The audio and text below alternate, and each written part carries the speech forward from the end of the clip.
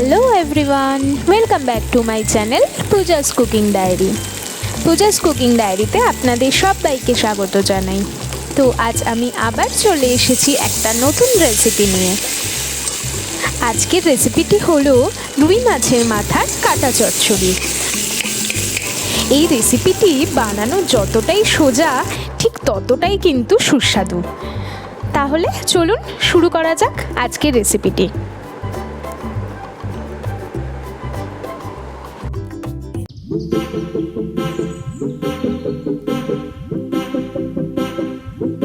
প্রথমেই দেখে নেওয়া যাক রেসিপিটি বানাতে কি কি উপকরণ লাগছে।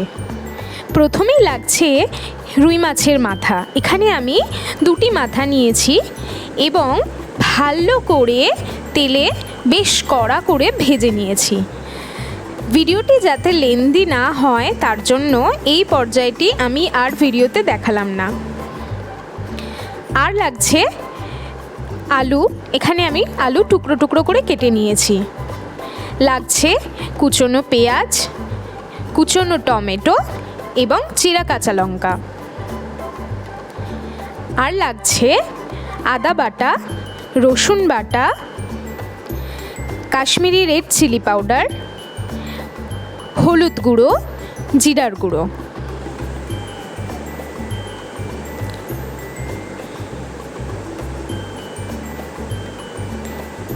তাহলে চলুন দেরি না করে ঝটপট শুরু করা যাক আজকের রেসিপিটি।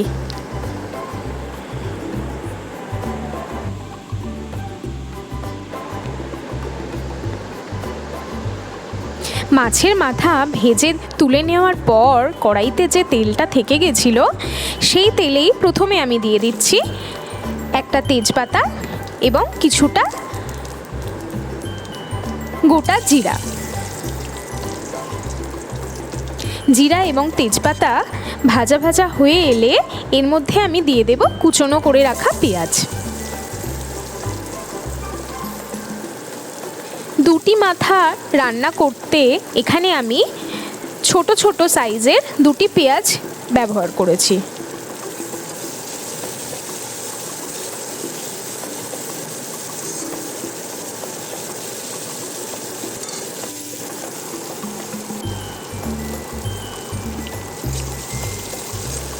দেখতে পাচ্ছেন এখানে তেল আমার কিছুটা কম পড়েছিল, তাই আমি আরও একটু 1 চামচ মতো তেল অ্যাড করে দিলাম।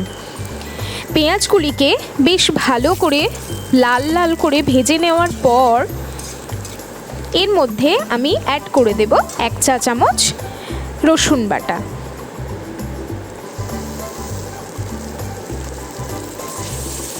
এবারে পেঁয়াজের সাথে রসুন বাটাটিকে ভালো করে ভেজে নিতে হবে যাতে রসুনের কাঁচা গন্ধটা চলে যায়। দেখতে পাচ্ছেন এখানে রসুন আমার প্রায় ভাজা হয়ে গেছে।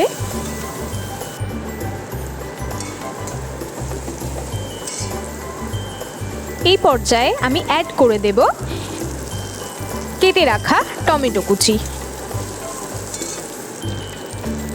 এর মধ্যে অ্যাড করে দেব 1 চা চামচ লবণ,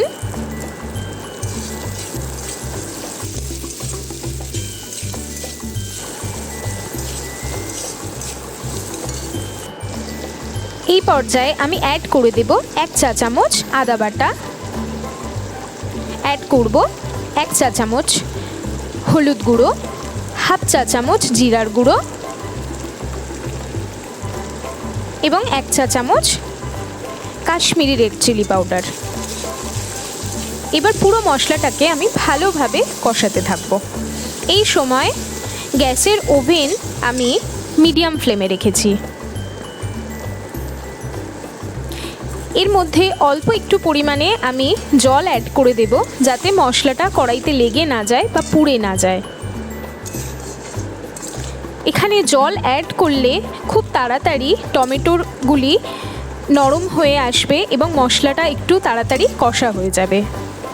দেখতে পাচ্ছেন এখানে আমাদের টমেটো গলে গেছে এবং বেশ ভালোভাবে মশলার সাথে মিশে গেছে এবং দেখতে পাচ্ছেন সাইড থেকে হালকা হালকা করে তেল ছাড়তে শুরু করে দিয়েছে। যখনই মশলা থেকে তেল ছেড়ে দেবে তখনই বুঝতে পারবেন আপনাদের মশলাটি বেশ ভালোভাবে কষা হয়ে গেছে। এই পর্যায়ে আমি অ্যাড করে দেব আগে থেকে কেটে রাখা আলুর টুকরোগুলি এবং আলু মশলার সাথে ভালোভাবে কষিয়ে নিতে হবে।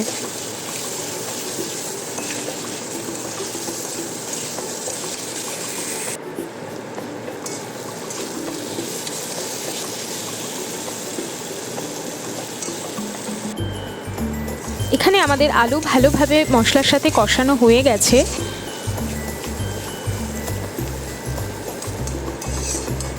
এই পর্যায়ে আমি ঢাকা বন্ধ করে দেব যাতে আলু কিছুটা সিদ্ধ হয়ে যায়। ফিরে এলাম কিছুক্ষণ পর। ঢাকা খোলার পর দেখতে পাচ্ছেন মশলা থেকে এবং আলু সাইড দিয়ে আবারও তেল ছেড়ে দিয়েছে। আমরা দেখে নেব আলু কতটা সেদ্ধ হয়েছে। দেখতে পাচ্ছেন এখানে 50% আলু সেদ্ধ হয়ে গেছে।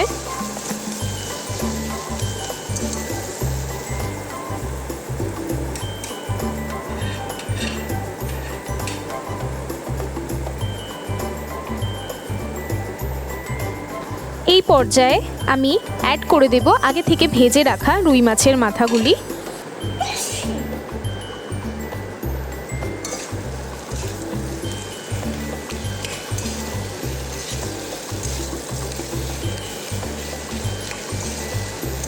রুই মাছের মাথার কাটা চচ্চড়ি এই রান্নাটি একটু ঝাল ঝাল হলে আমাদের বেশ ভালোই লাগবে গরম ভাতের সাথে খেতে, কিন্তু এখানে ঝালের আন্দাজ আপনারা আপনাদের আন্দাজ মতো দেবেন।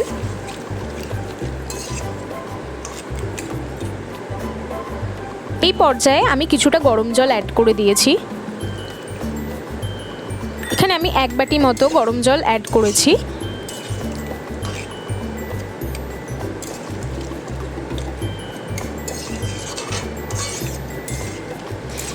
এখানে ভেজে রাখা রুই মাছের মাথাগুলিকে একটু ভালো করে টুকরো করে দিতে হবে যাতে মশলা নুন মাথার মধ্যে ভালোভাবে ঢুকে যায়।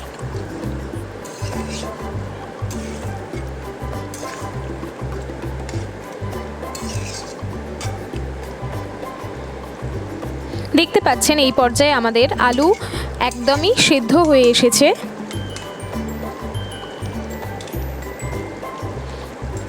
এই রান্নাটিতে ঝোলের প্রয়োজন নেই, একেবারেই মাখা মাখা হবে।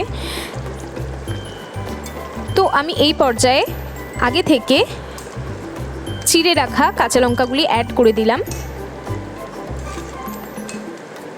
এবার অপেক্ষা করতে হবে ঝোল একদম টেনে আসা পর্যন্ত, তাই আমি ঢাকা বন্ধ করে দিলাম।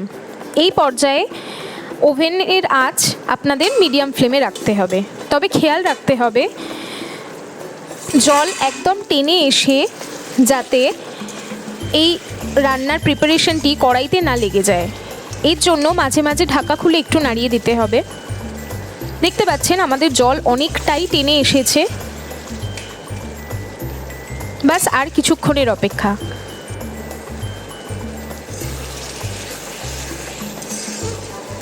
দেখতে পাচ্ছেন আমাদের প্রিপারেশনটি একদম মাখো মাখো হয়ে এসেছে। এই পর্যায়ে আমি অ্যাড করে দেব কিছুটা গরম মশলা গুঁড়ো। এখানে আমি রেডিমেড গরম মশলার ব্যবহার করিনি, গরম মশলা যেহেতু আমি বাড়িতেই বানাই তো সেই গরম মশলাই আমি এখানে ব্যবহার করেছি। আপনারা চাইলে রেডিমেড গরম মশলাও ব্যবহার করতে পারেন। দেখতে পাচ্ছেন রুই মাছের মাথার কাটা চচ্চড়ি আমাদের একদম রেডি। এই রান্নাটি গরম ভাতের সাথে ভীষণই ভালো লাগে, আপনারা অবশ্যই বাড়িতে ট্রাই করবেন।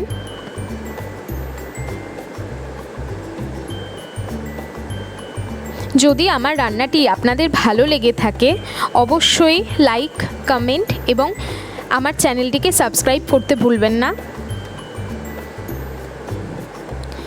আপনারাও বাড়িতে একবার অন্তত এই রান্নাটি ট্রাই করে দেখবেন এবং কেমন লাগলো আমাকে কমেন্ট সেকশানে এসে কমেন্ট করে অবশ্যই জানাবেন।